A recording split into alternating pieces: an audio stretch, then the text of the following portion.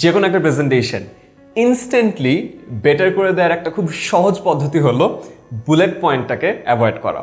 তার কারণ হলো বুলেট পয়েন্ট অনেক বোরিং, কেউ কিন্তু বুলেট পয়েন্ট দেখতে চায় না। বুলেট পয়েন্ট দেখলেই মানুষ অ্যাভয়েড করে এবং পড়তে চায় না।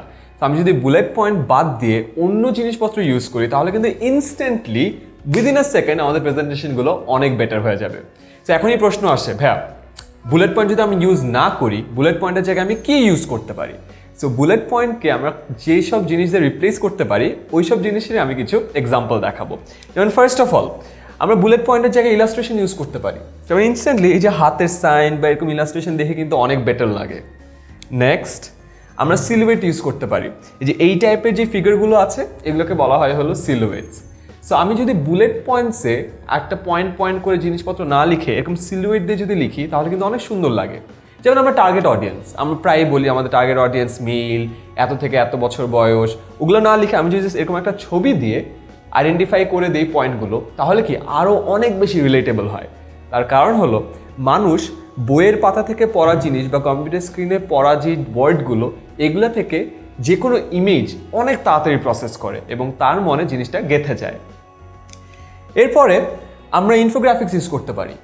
Information plus graphics, infographics. So ইনফরমেশনকে যখন আমি গ্রাফিক্যালি এভাবে রিপ্রেজেন্ট করি তখনই আমরা সেটাকে বলি হলো ইনফোগ্রাফিক। সো আমার যে কোনো পয়েন্টার বুলেট পয়েন্ট না দিয়ে এভাবে যদি খুব সুন্দর করে ইনফোগ্রাফিক আকারে প্রকাশ করি তাহলে কিন্তু দেখতেও সুন্দর লাগে এবং মানুষজনের অ্যাটেনশনও এটাতে রয়ে যায়। আই গেস এটা পুরোপুরি চলার সময় পুরো টাইমটা আমাকে না দেখে মানুষ এই ইনফোগ্রাফিকটাই দেখেছে। তার মানে বোঝাই যায় যে ইনফোগ্রাফিকটা আসলে কতটা পাওয়ারফুল। নেক্সট শেপ ইউজ করতে পারি আমরা। Simple rectangle, rectangle, round, circle. তো এই শেপ ইউজ করে এই জিনিসগুলো কিন্তু খুব সুন্দরভাবে উপস্থাপন করা যায়। আমি যদি চিন্তা করি আমি যদি 3টা বুলেট পয়েন্টে লিখতাম case solving, product branding, practical marketing, কেউ তাকাতো না। জাস্ট সুন্দর 3টা শেপ দিয়ে যেহেতু এটা লিখেছি এখন এটা দেখতে কিন্তু আরও অনেক বেশি প্রেজেন্টেবল মনে হচ্ছে। আমরা অ্যারো ইউজ করতে পারি। কোন একটা ছবি যদি কোনো একটা পার্ট আমাদেরকে হাইলাইট করতে হয় আমি অ্যারো দিয়ে বুঝালাম যে এই পার্টটি দেখো, সো ওইখানে একটা হাইলাইট চলে আসে। আমরা এখন পর্যন্ত যে জিনিসপত্রগুলো দেখালাম এই পুরো জিনিসগুলোর একটা কম্বিনেশন ইউজ করা যেতে পারে। পিছে একটা ব্যাকগ্রাউন্ড, সামনে এই যে রাউন্ড একটা শেপ, তার উপরে সিলুয়েট। এই ব্যাকগ্রাউন্ড, রাউন্ড শেপ এবং সিলুয়েট সবগুলো দিয়ে খুব সুন্দর কিন্তু একটা উপস্থাপন সম্ভব। যেমন এখানে আমরা বুঝাচ্ছি যে পুরো ওয়ার্ল্ডটা এখন কানেক্টেড। কিভাবে কানেক্টেড? তাদের ডেস্কটপ এবং মোবাইলে কানেক্টেড। কি দিয়ে কানেক্টেড? ফেসবুক, লিঙ্কডইন, ইউটিউব এগুলো দিয়ে কানেক্টেড।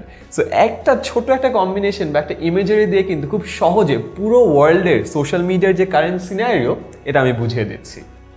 এরপরে আসা যাক চার্টস। আমরা খুব বোরিং চার্ট ইউজ করি, কিন্তু ওই চার্টগুলোতে যদি একটু ইনোভেশন আনি এবং সার্কেল এবং লাইন দিয়ে একটু ডিফারেন্সিয়েট করতে পারি তাহলে কিন্তু আমাদের চার্টগুলোও অনেক বেশি সুন্দর লাগবে।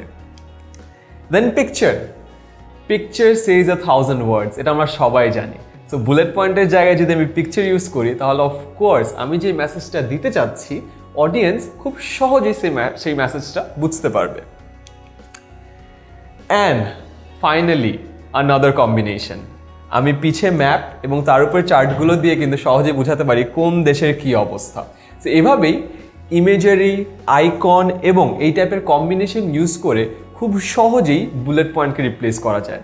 এবং আমরা যখন এই জিনিসগুলো ইউজ করব তখন আমাদের প্রেজেন্টেশনগুলো ইনস্ট্যান্টলি আরও অনেক বেটার হয়ে যাবে।